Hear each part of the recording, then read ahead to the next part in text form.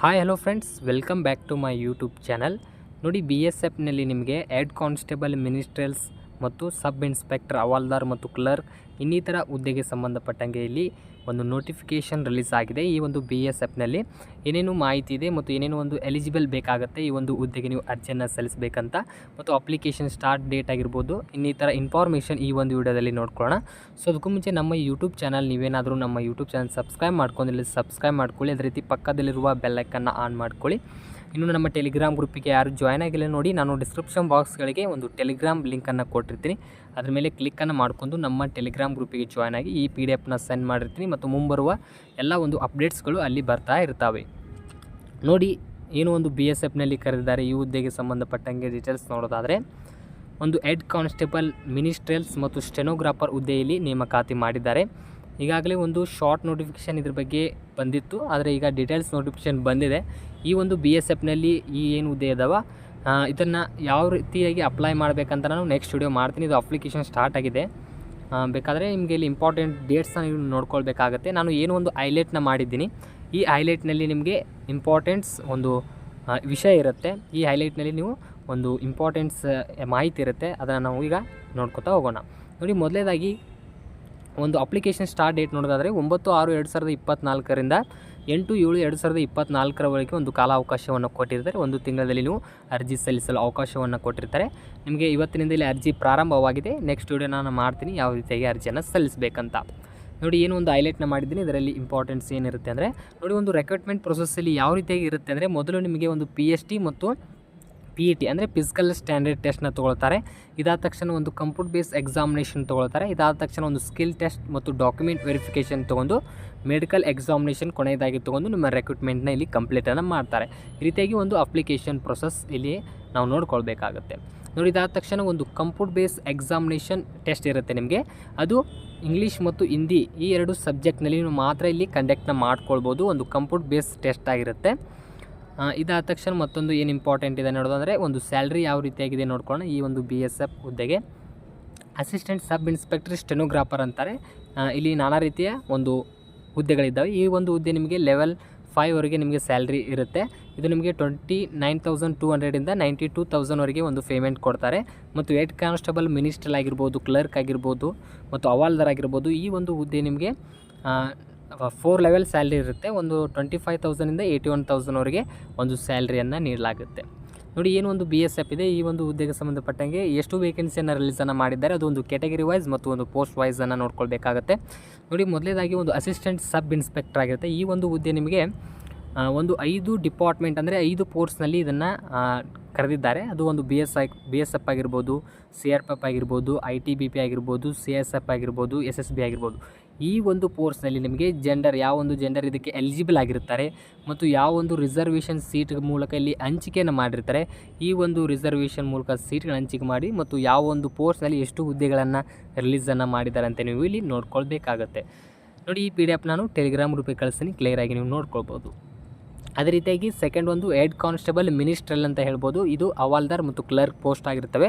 ಇಲ್ಲಿ ನಿಮಗೂ 6 ರೀತಿಯ ಒಂದು ಪೋಸ್ಟಸ್ ಇರ್ತವೆ. ಇದರಲ್ಲಿ ಯಾವ ಒಂದು ಪೋಸ್ಟ್ಗೆ ಜೆಂಡರ್ ಇಲ್ಲಿ ಒಂದು ಅವೈಲೇಬಲ್ ಆಗಿರುತ್ತೆ ಮತ್ತು ಇಲ್ಲಿ ನಿಮಗೆ ರಿಸರ್ವೇಷನ್ ಮೂಲಕ ಸೀಟ್ಗಳನ್ನ ಹಂಚಿಕೆಯನ್ನು ಮಾಡಿರ್ತಾರೆ. ಇನ್ನು ನೋಡ್ಕೊಳ್ಬೋದು, ಎಕ್ಸಾಂಪಲ್ ನಿಮಗೆ CSF ನೋಡ್ಕೊಳ್ಬೋದು. ಇದಕ್ಕೆ ಮೇಲ್ ಮತ್ತು ಫಿಮೇಲ್ ಇದಕ್ಕೆ ಎಲಿಜಿಬಲ್ ಆಗಿರ್ತಾರೆ.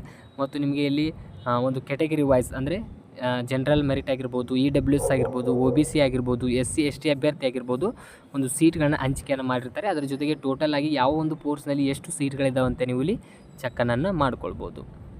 ಈ ರೀತಿಯಾಗಿ ನೆಕ್ಸ್ಟ್ ಒಂದು ನೋಡೋದಾದರೆ, ಒಂದು ಏಜ್ ಲಿಮಿಟನ್ನು ನೋಡ್ಕೊಳ್ಬೇಕಾಗತ್ತೆ.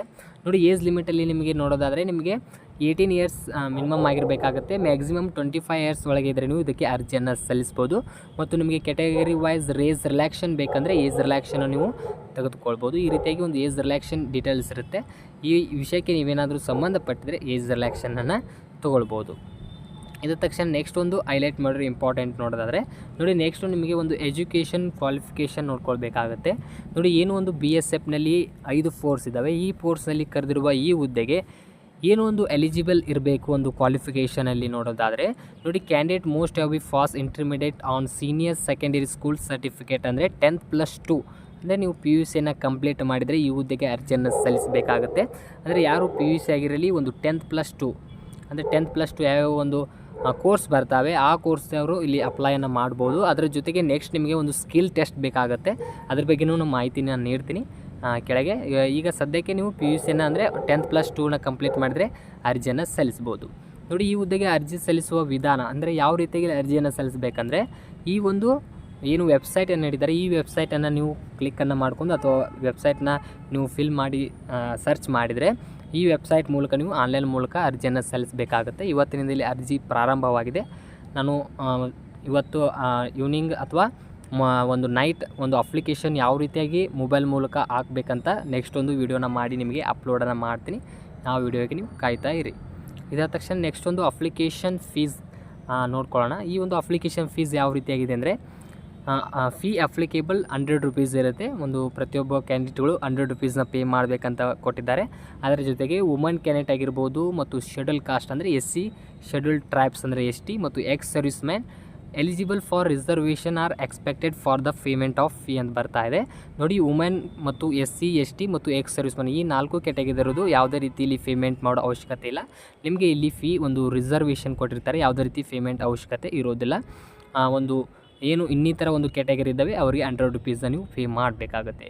ಅದು ಒಂದು 100 ರೂಪೀಸ್ ಯಾವ ರೀತಿಯಾಗಿ ಪೇ ಮಾಡಬೇಕಂದ್ರೆ, ಒಂದು ವೀಸಾ ಮಾಸ್ಟರ್ ಕಾರ್ಡ್ ಆಗಿರ್ಬೋದು, UPI ಮೂಲಕ ಆಗಿರ್ಬೋದು, ನೆಟ್ ಬ್ಯಾಂಕಿಂಗ್ ಮೂಲಕ ಆಗಿರ್ಬೋದು, UPI ಮೂಲಕ ನೀವು ಪೇಮೆಂಟನ್ನು ಮಾಡ್ಕೊಳ್ಳಿ.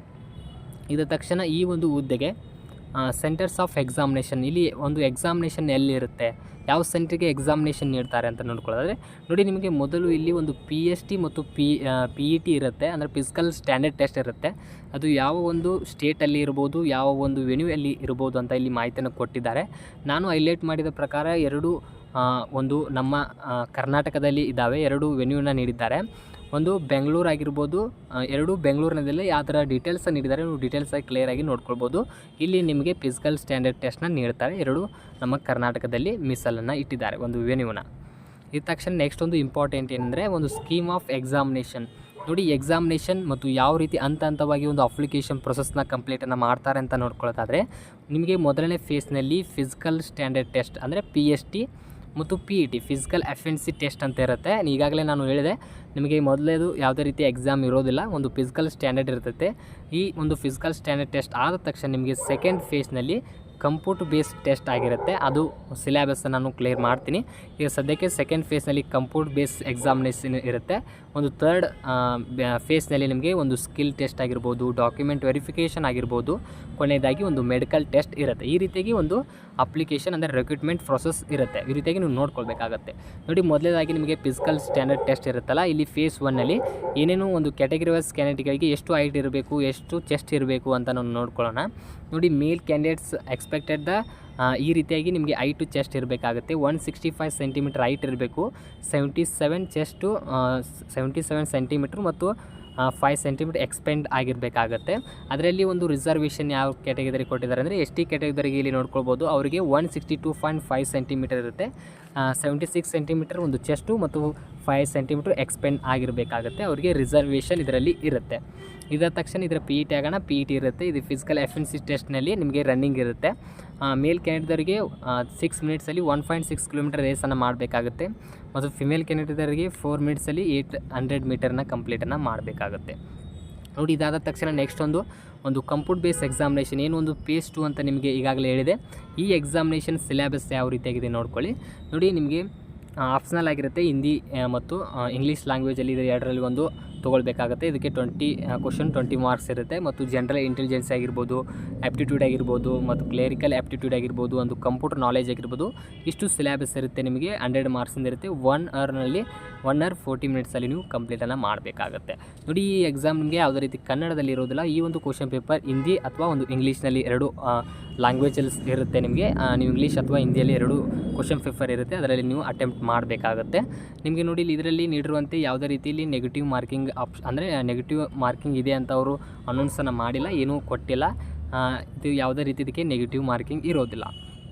ಇದಾದ ತಕ್ಷಣ ಕೊನೆಯದಾಗಿ ಒಂದು computer base examination test complete ಆಗುತ್ತಲ್ಲ, ಫೇಸ್ 3ಯಲ್ಲಿ ನಿಮಗೆ ಅದಕ್ಕೂ ಮುಂಚೆ ಇಲ್ಲಿ ನಿಮಗೆ ಸಿಲೆಬಸ್ ಇದೆ. ಅದು ನೋಡಿ ಯಾವ ರೀತಿ ಸಿಲೆಬಸ್ ಇದೆ. ಒಂದು ಜನರಲ್ ಇಂಟೆಲಿಜೆನ್ಸ್ ಯಾವ ರೀತಿ ಟಾಪಿಕ್ಸ್ ಮೇಲೆ ಕೇಳ್ತಾರೆ ಅಂತ ಇಲ್ಲಿ ಒಂದು ಇದನ್ನು ಕೇಳಿದ್ದಾರೆ. ಒಂದು ಏನು ಸಿಲೆಬಸ್ ಇದೆ. ಇದು ಸಿಲೆಬಸ್ಸನ್ನು ಕ್ಲಿಯರಾಗಿ ನೋಡ್ಕೊಳ್ಳಿ. ನೋಡಿ ಕೊನೆಯದಾಗಿ ನಿಮಗೆ ಫೇಸ್ 3 ಒಳಗೆ ಏನಿದೆ ಅಂದರೆ ಒಂದು skill test, document verification, medical test ಇರುತ್ತೆ. ನೋಡಿ ಸ್ಕಿಲ್ ಟೆಸ್ಟ್ನಲ್ಲಿ ಏನು ಇರಬೇಕಂದ್ರೆ ನೋಡಿ ಮೇಲೆ ನೀವು ಒಂದು ಅಸಿಸ್ಟೆಂಟ್ ಸಬ್ ಇನ್ಸ್ಪೆಕ್ಟರ್ ಸ್ಟೆನೋಗ್ರಾಫರ್ ಆ ಹುದ್ದೆಗೆ ಅರ್ಜಿಯನ್ನು ಸಲ್ಲಿಸಿದರೆ ನಿಮಗೆ 10 ಮಿನಿಟ್ಸ್ 80 ವರ್ಡ್ಸ್ ಫರ್ ಮಿನಿಟ್ಸ್ ಒಳಗೆ ಟೈಪಿಂಗನ್ನು ಮಾಡ್ಕೊಳ್ಬೇಕಾಗುತ್ತೆ. ಅಂದರೆ ಸ್ಕಿಲ್ ಟೆಸ್ಟ್ ಇರ್ತಾರೆ ಅಲ್ಲಿ ನಿಮಗೆ ಟೈಪಿಂಗ್ದು. ಅಲ್ಲಿ ನೀವು 10 ನಿಮಿಷಗಳಲ್ಲಿ 80 ವರ್ಡ್ಸ್ ಪರ್ ಮಿನಿಟ್ ಹಾಗೆ ನಿಮಗೆ ಅಲ್ಲಿ ಟೈಪನ್ನು ಮಾಡಬೇಕಾಗತ್ತೆ. ಮತ್ತು ನೀವು ಹೆಡ್ ಕಾನ್ಸ್ಟೇಬಲ್, ಮಿನಿಸ್ಟರ್ ಆಗಿರ್ಬೋದು, ಹವಾಲ್ದಾರ್, ಕ್ಲರ್ಕ್ ಪೋಸ್ಟ್ ಆಗಿರ್ಬೋದು, ಈ ಹುದ್ದೆಗೆ ಅರ್ಜಿಯನ್ನು ಸಲ್ಲಿಸಬೇಕಂದ್ರೆ ನೀವು ಇಲ್ಲಿ English typing with minimum speed 35 WP on the computer ಅಂತ ಬಂದಿದೆ. ಇಲ್ಲಿ ನಿಮಗೆ 10 ನಿಮಿಷ ಒಳಗೆ ಇಷ್ಟು ಟೈಪಿಂಗ್ ಮಾಡಬೇಕು ಅಂತ ಅವರು ಕೊಡ್ತಾರೆ. ಇಲ್ಲಿ ಸ್ಕಿಲ್ ಟೆಸ್ಟ್ನಲ್ಲಿ ಅದ್ರ ಬಗ್ಗೆ ಮಾಹಿತಿ ಇರುತ್ತೆ. ಇದ ತಕ್ಷಣ ಒಂದು ಡಾಕ್ಯುಮೆಂಟ್ ವೆರಿಫಿಕೇಷನ್ ಇರುತ್ತೆ. ನಿಮ್ಮ ಒಂದು ಡಾಕ್ಯುಮೆಂಟ್ ವೆರಿಫಿಕೇಷನ್ನ ಮಾಡ್ಕೊಳ್ತಾರೆ. ಡಾಕ್ಯುಮೆಂಟ್ ವೆರಿಫಿಕೇಷನ್ ಆದ ತಕ್ಷಣ ಒಂದು ಮೆಡಿಕಲ್ ಎಕ್ಸಾಮಿನೇಷನ್ ಇರುತ್ತೆ. ಈ ಒಂದು ಮೆಡಿಕಲ್ ಎಕ್ಸಾಮಿನೇಷನ್ ಆದ ತಕ್ಷಣ ಕೊನೆಯದಾಗಿ ಒಂದು ಫೈನಲ್ ಮೆರಿಟ್ ಲಿಸ್ಟ್ನ ಅವರು ಬಿಡುಗಡೆ ಮಾಡ್ತಾರೆ. ಈ ರೀತಿಯಾಗಿ ಏನು BSF ಇದೆ, ಈ ರೀತಿಯಾಗಿ ಒಂದು ಪ್ರೊಸೆಸ್ ಇರುತ್ತೆ. ಒಂದು ಅಪ್ಲಿಕೇಶನ್ನಲ್ಲಿ ಅಂದರೆ BSF ನೋಟಿಫಿಕೇಷನಲ್ಲಿ ಈ ರೀತಿಯಾಗಿ ಮಾಹಿತಿಯನ್ನು ಕೊಟ್ಟಿದ್ದಾರೆ. ನಾನು ಹೈಲೈಟ್ ಮಾಡಿ ಕ್ಲಿಯರಾಗಿ ತಿಳಿಸಿದ್ದೇನೆ ಅಂತ ಅಂದ್ಕೊಂಡಿನಿ. ಏನಾದರೂ ಡೌಟ್ಸ್ ಇದ್ದರೆ ಕಮೆಂಟ್ ಸೆಕ್ಷನಲ್ಲಿ ಕಮೆಂಟ್ ಮಾಡಿ. ನೋಡಿ ನಮ್ಮ ಟೆಲಿಗ್ರಾಮ್ ಗ್ರೂಪಿಗೆ ಇನ್ನೂ ಜಾಯ್ನ್ ಯಾರೂ ಆಗಿಲ್ಲ, ಬೇಗನೆ ನಮ್ಮ ಟೆಲಿಗ್ರಾಮ್ ಗ್ರೂಪಿಗೆ ಜಾಯ್ನ್ ಆಗಿ ಅಂತ ಹೇಳ್ತಾ ಈ ವಿಡಿಯೋ ಇಷ್ಟ ಆದರೆ ಆದಷ್ಟು ಲೈಕ್ ಮಾಡಿ, ನಿಮ್ಮ ಫ್ರೆಂಡ್ಸ್ಗೆ ಶೇರ್ ಮಾಡಿ. ಮುಂದಿನ ಒಂದು ವಿಡಿಯೋ ಸಿಗೋಣಂತೆ. ಅಲ್ಲಿವರೆಗೂ ನಮಸ್ಕಾರಗಳು.